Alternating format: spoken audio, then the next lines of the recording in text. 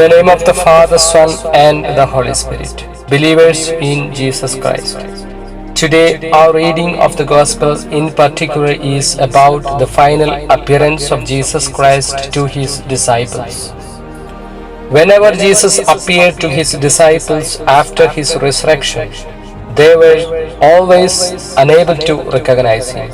That they were seeing a ghost was the thought that always had come to the mind of disciples. Even though some of the disciples declared Jesus as the Lord, as by John, and Jesus as my Lord and my God, as by Thomas, they were still unstable in faith. Today, the Gospel stresses that Jesus fixes his disciples in faith, and they are commissioned with the mission of evangelization. In this passage, we encounter two realities. Firstly, everything that is said about Jesus in the Old Testament, like in the law of Moses, the prophets and Psalms, have been fulfilled in the life of Jesus.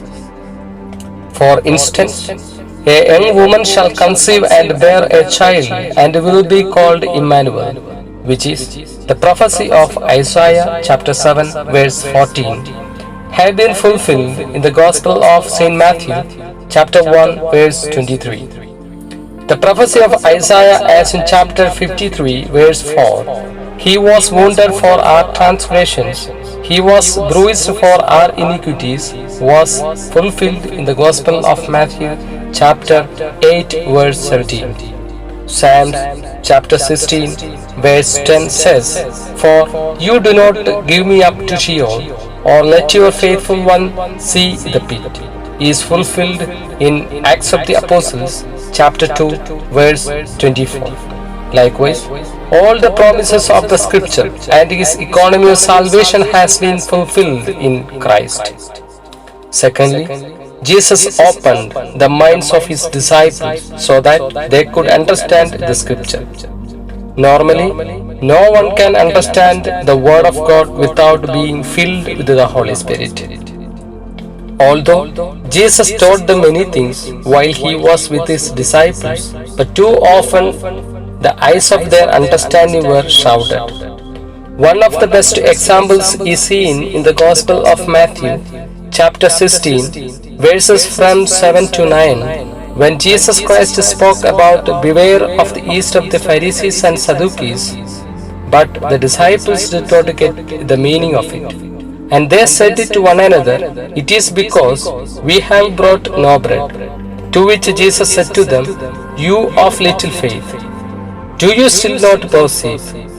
Therefore, their lives were like one who sets his feet in two boats.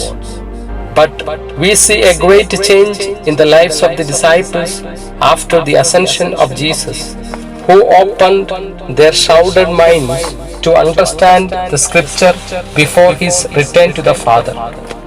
When they had received the power of the Spirit, they became good witness to Christ, which is clear in Acts of the Apostles chapter 2 verse 41, wherein a single cast of the net, St. Peter collected 3,000 followers on the day of Pentecost.